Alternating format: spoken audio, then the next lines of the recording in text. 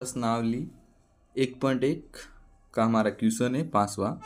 जांच कीजिए कि क्या किसी प्राकृत संख्या के n के लिए संख्या 6n अंक 0 पर समाप्त हो सकती है क्या।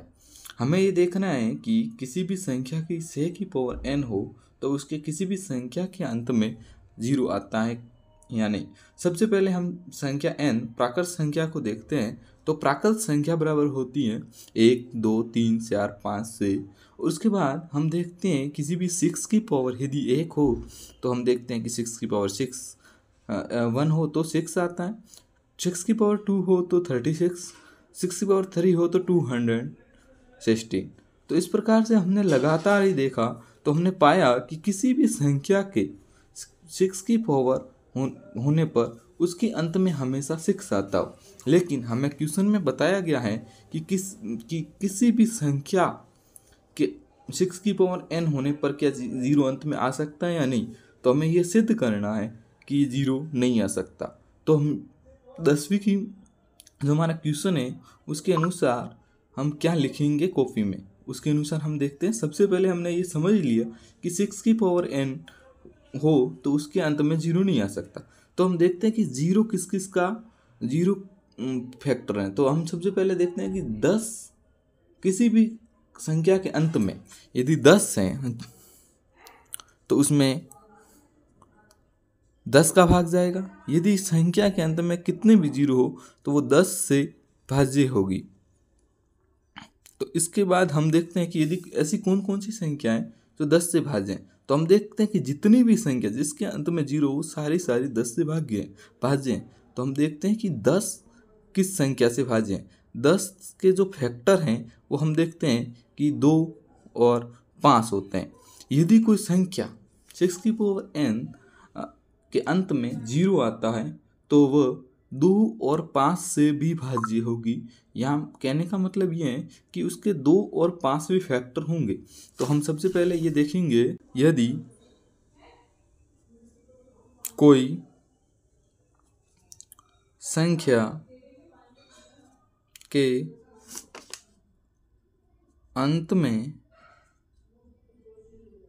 0 आता है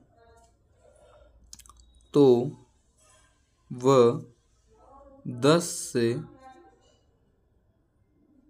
भाज्य होगी। इसके बाद हम देखते हैं कि यदि कोई संख्या 10 से भाज्य है तो वह 2 और 5 से भी भाज्य होगी, क्योंकि जो 10 है उसके जो फैक्टर हैं वो हमने देखा 2 और 5 हैं। तो हम इसके बाद यहाँ लिख सकते हैं अपने क्वेश्चन के अनुसार 10 से विभाज्य हैं तो 2 और 5 से भी विभाजित होंगे। अब हमने देखा कि यदि कोई संख्या 10 से भाज्य है तो वो 2 और 5 से भी विभाज्य होगा, क्योंकि वो जो 10 हैं उसके फैक्टर हैं वो 2 और 5 है। तो हमने उसके बाद देखा कि 6 की पावर n के जब हम फैक्टर देखते हैं तो उसके बनते हैं 2 इंटू 3 की पावर n। उसी प्रकार से हमने 10 के जो फैक्टर देखे हैं 2 इंटू 5। अब 2 और 5 इसके फैक्टर होते हैं, 2 और 3 इसके फैक्टर होते हैं। तो हम यहाँ देखते हैं कि जो 2 हैं वो तो इसमें भी हैं और इसमें भी, इसका फैक्टर से है और इसका भी है। लेकिन इसका जो 5 है जो 10 का फैक्टर है वो 6 का फैक्टर नहीं है। अतः हम देखते हैं कि जो 5 6 की पावर n का फैक्टर नहीं है।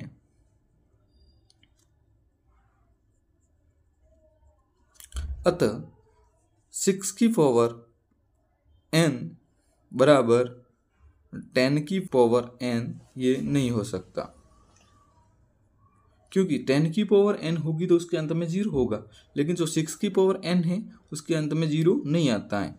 तो इस प्रकार से हमारा ये क्वेश्चन सिद्ध हो जाता है कि 6 की पावर n के अंत में 0 नहीं हो सकता है।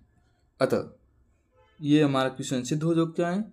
अब आगे लाइक एंड सब्सक्राइब करें और शेयर करें अपने दोस्तों तक और आगे बढ़ते रहिए।